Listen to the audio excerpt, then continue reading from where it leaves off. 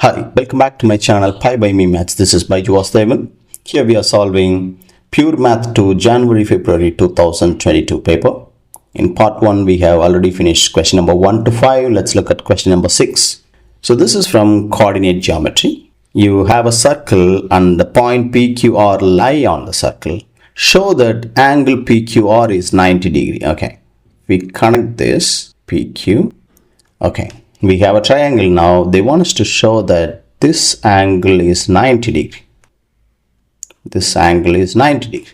We have learned the circle theorem. Angle in a semicircle is 90 degree. So definitely this is a semicircle. That means RP is a diameter, right?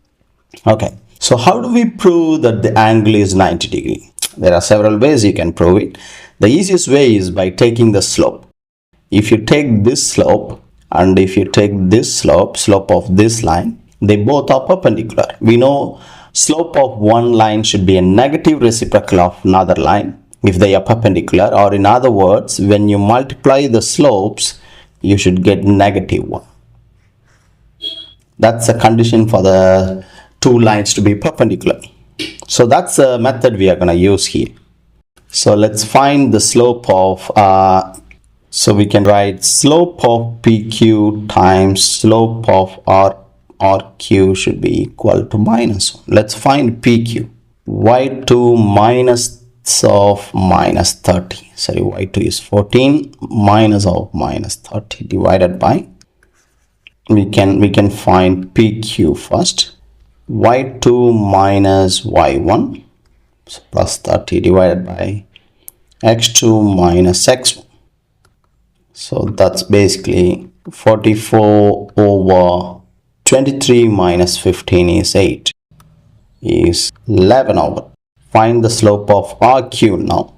Minus 26 plus 30 Y2 minus Y1 over X2 minus X1. That's minus 26 plus 30 is 4 over minus 7 minus 15. It's minus 2 over 11. Look at the slopes. One is a negative reciprocal of another one, right? So therefore they are definitely perpendicular, correct? So how do we write the conclusion? You need to write MPQ times MRQ is equal to minus 1. When you multiply both, you will get minus 1. Therefore, angle PQR is equal to 90 degree.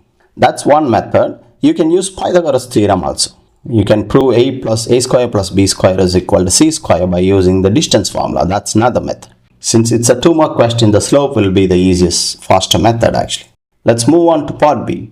Hence or otherwise, find the center of C. The center is basically the midpoint of RP. So the center is midpoint of RP is x1 plus x2 by 2 minus 7 plus 23 over 2 y1 plus y2 minus 26 plus 14 minus 26 plus 14 over 2. So that's going to be 16 over 2 is 8 minus 8 over 2 is minus 12 over 2 is minus 6. Now the radius is, we know the center 8 comma minus 6. 8 comma minus 6. You can find the distance between any of these pair of points. That would be the center. So I'm going to take R of minus 7 comma minus 26. And then the center 8 comma minus 6. So the radius is square root of x2 minus x1 the whole square plus y2 minus y1, so minus of minus 26 whole square. That's basically square root of 15 square plus 20 square is 25. That's all. Part C. Given that point S lies on C such that the distance QS is greatest, okay, find the equation of the tangent at S, giving you answer in this form. Part C now. Given the point S lies on C such that QS is greatest, what do they mean by that? Okay, you need to take another point on that lies on this circle S. It can be anywhere. But the distance from Q to the point should be greatest. So definitely QS should be the diameter in order for the distance to be greatest. So the point cannot be anywhere else. The point should be here because it's a diameter for this to be the greatest. So S will be here. Okay. Now we are going to find the coordinates of S first using vector translation method. Okay. I'm going to draw the line here. Q is here. 15 comma minus 30. The midpoint is here. 8 comma minus 6. What would be this point? 8 plus 7 is 15, right? So to find the other point, you need to put 8 minus, or you can use the midpoint formula also. Take it as AB or XY. A plus 15 over 2 is 8. So A is 16 minus 15 is 1. B minus 30 over 2 is minus 6. So B is minus 12 plus 30, 18. That's one way. Or just use the vector translation. This is plus 7. So this point will be minus 7. Minus 6 minus 24. So this will be plus 24. You will get the point. So anyway, the point S is 1 comma 18. Now we need to find the equation of the tangent at this point S. This equation of the tangent. We know the point 1 comma 18. We need the slope of the tangent, slope of this line. So we are going to find the slope of the radius first, because these two are perpendicular, right? Radius and the tangent. So slope of the radius is y2 minus y1 over x2 minus x1, which is minus 7 minus 24 over 7. Therefore, the slope of the normal, not normal actually, tangent, that's a perpendicular line. You need to take the negative reciprocal, 7 over 24. So we have a slope, we have a point, we can find the equation already. So the equation is y minus y1, this is x1, y1, this point, is slope times x minus x1. They want you to write the equation in the form of ax plus by plus c is 0. So get rid of the fraction, multiply through it by 24 first. 24y minus 18 times 24. 432 is 7x minus 7. So move everything to this side. 7x minus 24y. Minus 7 plus 432 is 425 is equal to 0. That's all. Question number 7. Solve from minus 90 to 90 this equation. It's a 4-mark question. Divide throughout by cos. So you will get 3 sine over cos is tan 2x minus 15 is equal to 1. So tan 2x minus 15 is equal to 1 over 3. So first find the principal value, tan inverse of 1 over 3 in degree mode. Take the degree mode, tan inverse of 1 over 3 is 18.434. 18, do not round the figure, we will round the figure at the end. So I'm going to store the value as usual as A. Now use the ASTC diagram, the CAS diagram. The limit given is minus 90 to 90, but since you have 2x here, we should have multiplied the limits by 2. So the limit is 0 to 180 and 0 to minus 180. So you have to check in which quadrant tan is positive. Tan is positive here and here. So it's theta. This is on the negative limit, so minus pi plus theta. So 2x minus 15 is, theta is a principal value, 18.434, comma, minus pi plus 18.434. So we need to get these two values, but we need to use the degree minus 180, not pi. This is also minus 180. So make x as a subject now. So we store the value as a plus 15 divided by 2.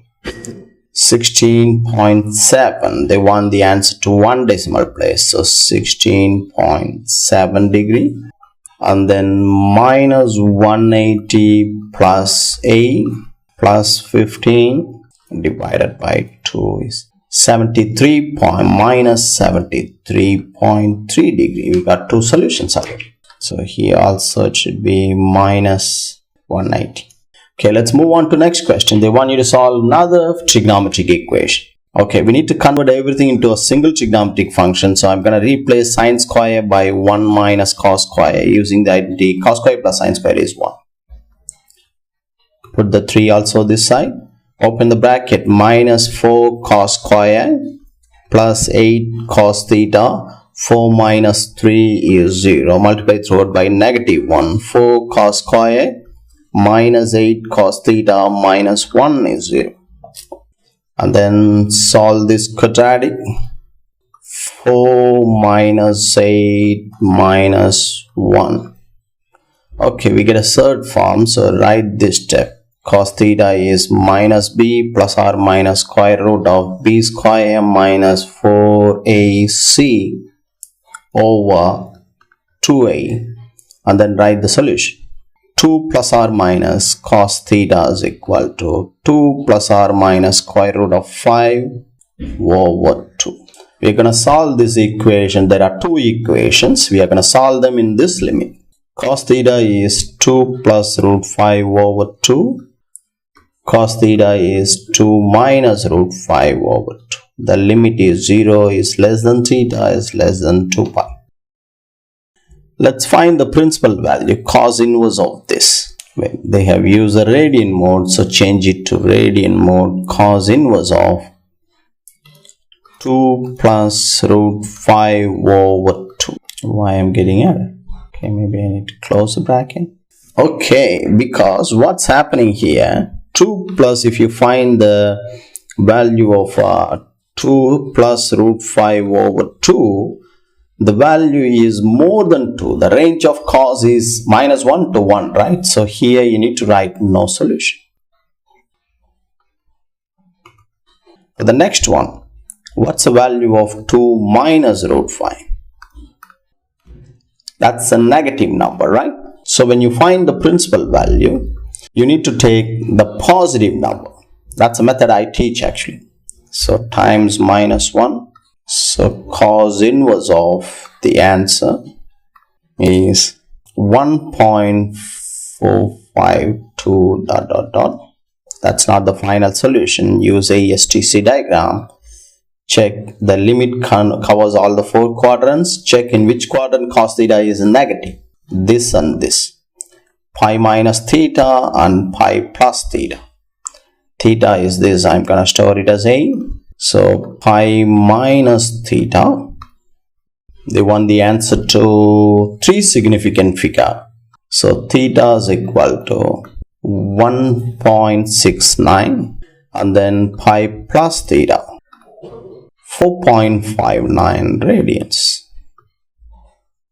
That's all. Question number 8. This is from sequences and series. A metal post is repeatedly hit in order to drive it into the ground. Given that on the first hit, the post is driven 100 mm into the ground. On the second hit, additional 98. So the total will be 198. On the third hit, additional 96. So 198 plus 96 will be the total depth, right? Etc. etc. This forms an arithmetic sequence. Show that the post is driven an additional 62 with the 20th hit. Basically, they want you to find the 20th term. The formula is A plus 20 minus 1D.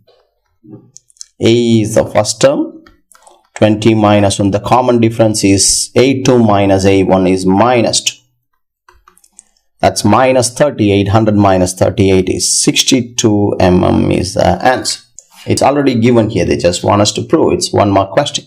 Part B. Find the total distance. So we have 100 plus 98 plus 96 plus etc. etc. We know the 20th term also. They want you to find the sum of this. So sum of 20 terms is equal to n over 2 times first term plus last term. 162 times 10 1620 mm will be the total distance the post has been driven into the ground. Part C. Given that subsequent heat after the 20th heat, the additional distance post travels from a geometric sequence now. So from the first heat, 96, 98, all the way to 20th heat, right? This is first, second, third. Okay, from 21st after, given that for each subsequent heat after 20th, the additional distances forms a geometric series. So we know the 21st one, but 22nd heat, the post has driven additional 60. It forms a geometric series now. So if you take this as first term, this is second term, this is AR square. AR square is 60. We know A is 62, bring it to the other side. R square is 60 over A. And then find R to 3 decimal places. Square root of 60 over 60. 0.9837 dot dot dot. They want the answer to 3 decimal place. Therefore, R is 0.984. And then I'm going to store this value as B. Okay, next part now. A total of n hits, the post will have driven more than 3 meters into the ground. Okay, in the first hit, it's 100. In the second hit, it's 96. Third hit, 98. All the way to 20th hit, it was 62. We don't know 21st one. And then 22nd hit, it's 60. Dot dot dot. Total of n hits. The total, if you add everything, it will be 3 meters. 3 meters. So meter, you change it to millimeter, it's going to be 3000. The sum is 3000. So what's given here, Sn is equal to 3000. More than 3000, sorry. More than 3000. We need to find the value of n, capital N. Okay. We know from 1 to 20, the sum is, we calculated here, it's 1620, right? So 1620 plus. Now the sum from 21st term to nth term. We don't know the 21st term, right? But we know the common ratio. So we can write it as 62R, right? That's the first term, correct? The R is the common ratio. So this is basically 62R plus 62R square plus etc. n terms. This sum is greater than 3000, right? Here when you find the common ratio, it's the same. Second term divided by the first term, you're going to get the R. So it's, you bring this to the other side, 3000 minus this. So here A times 1 minus R to the power n divided by, okay, this n is the total number of terms actually, not from 21 to this. So this n, capital N, is basically, if I take this as small n, 20 terms plus n, that should be the capital N. Okay, so we are going to take it as small n terms divided by 1 minus R is greater than 3000 minus this, which is 1380. And then we replace R by the value of R. So 62 times the value of R is 0.983 dot dot dot times 1 minus 0.983 dot dot dot to the power n divided by 1 minus 0.983 dot dot dot is greater than 1380. Now we need to make n as a subject. Okay, first of all, we can bring this to the multiplication numerator and this to the denominator. Okay. So 1380, I stored the value as B, I guess. Yeah. So 1380 times 1 minus B. Get the value divided by this. Divided by 62 times R again.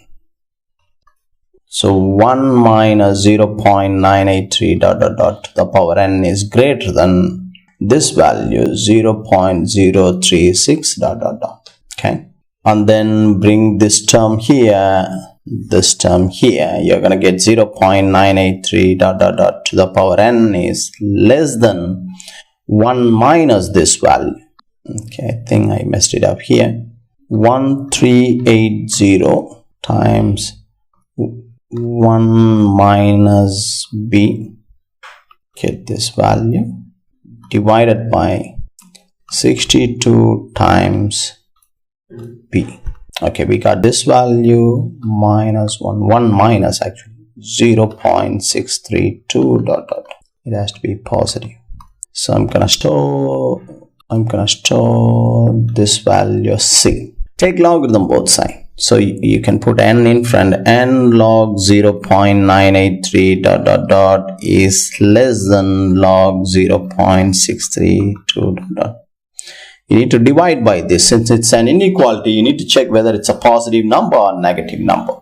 So log b is a negative number. So when you divide, you need to flip the sign. N is greater than log 0.632 dot dot dot divided by log 0.93 dot dot dot. I have stored both the values. Log c divided by log b.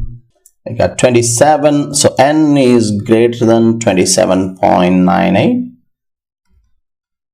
So take the next integer, n is equal to 28. And we know capital N is 20 plus small n, right? So you need to write, therefore, capital N is 20 plus 28 is equal to 48. That's the answer. Question number 9. We have a diagram given, a curve, straight line, two shaded regions. Let's read the question. Figure 2 shows the curve with the equation y is equal to x minus x square. So this is C is y is equal to x minus x square. And then the line is y is equal to mx, but m is between 0 to 1. So equation of the line is y is equal to mx. The line and the curve intersect at origin and P. As you can see here, they intersect at origin and P. Find in terms of m the coordinates of P. Just solve these two equations. Mx is equal to x minus x square. Move everything one side. X square plus mx minus x is 0. Take x as a common factor. X plus m minus 1 is 0. So x is 0. That's a origin. And x is 1 minus m. And when you sub in, we need the coordinates. When you sub in here, when you sub in 0, you will get 0. That's the origin. When you sub in 1 minus m, y is m times 1 minus m. Therefore, the point P will be 1 minus m, comma, m times 1 minus m. These are all the coordinates of P. It's a 2-mark question. Part B. The region R1 shown shaded in figure is bounded by the curve and L. They're talking about R1. Yep. It's bounded by the curve and L. Show that the area is this. How do we find this area?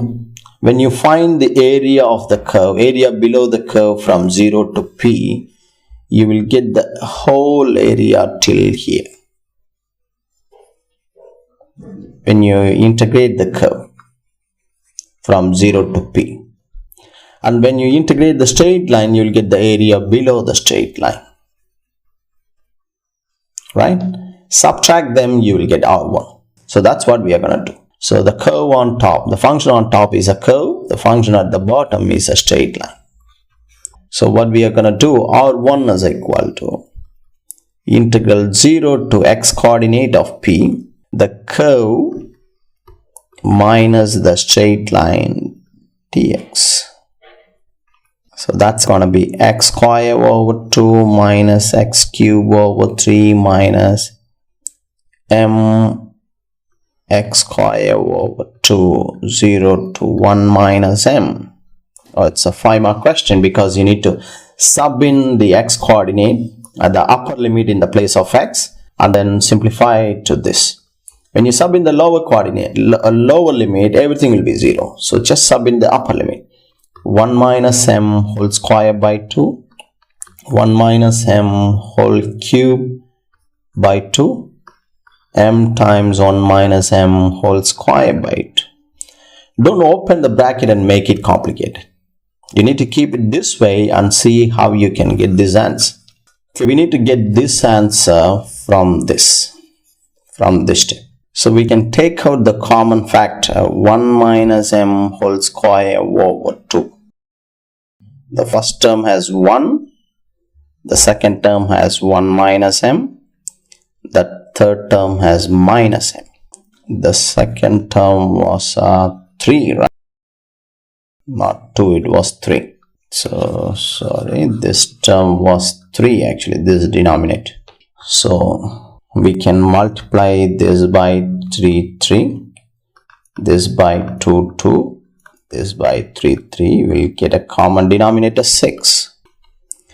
So, we get a common denominator 6. We need 6, right? So, we'll keep it as it is. The numerator, you have 3 times 1 minus m whole square minus 2 times 1 minus m whole cube minus 3m times 1 minus m whole square. So from the numerator, I'm going to take out the common factors. 1 minus m whole square as a common factor. In the first term, I'm left with 3. In the second term, 2 times 1 minus m. In the third term, minus 3m over 6. Simplify it. 1 minus m whole square times 3 minus 2 plus 2m minus 3m over 6, which is 1 minus m whole square. 3 minus 2 is 1. 2m minus 3m is minus m. We got the answer already. Whole cube over 6. Part C. The region R2 is also shown shaded in figure bounded by the curve x-axis and L. R2. Yes, R2 is here.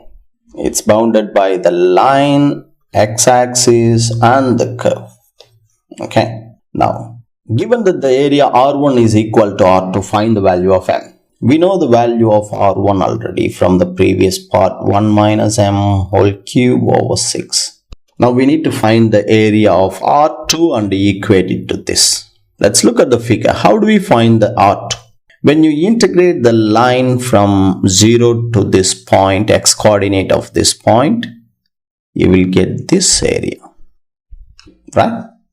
And then if you integrate the curve C from 1 minus m to this point, the x coordinate of this point, you will get this area. And you need to add them. Okay. So first we integrate the straight line from 0 to this. And then what would be the x coordinate here when you replace x by 0 in this curve? So y is equal to x minus x square. When you replace y by 0 to find the x coordinate, x minus x square is 0. X times 1 minus x is 0. That means it has 2 x-intercept. X is 0 and 1. Origin x is 0 and this point is 1. Okay. So we are going to integrate the curve, integrate the straight line first 0 to 1 minus m mx dx plus integrate the curve from 1 minus m to 1 x minus x square dx. This is what R2 is. And equate this to get the answer, equate this to R1. So when you integrate mx square over 2, 0 to 1 minus m, x square over 2 minus x cube over 3, 1 minus m to 1. When you sub in the upper limit, 1 minus m whole square over 2, lower limit is 0 leaving. Sub in the upper limit, 1 over 2 minus 1 over 3. Lower limit, 1 minus m whole square over 2, 1 minus m whole cube over 3. So I'm going to take this whole thing, equate it to this and make m as a subject now.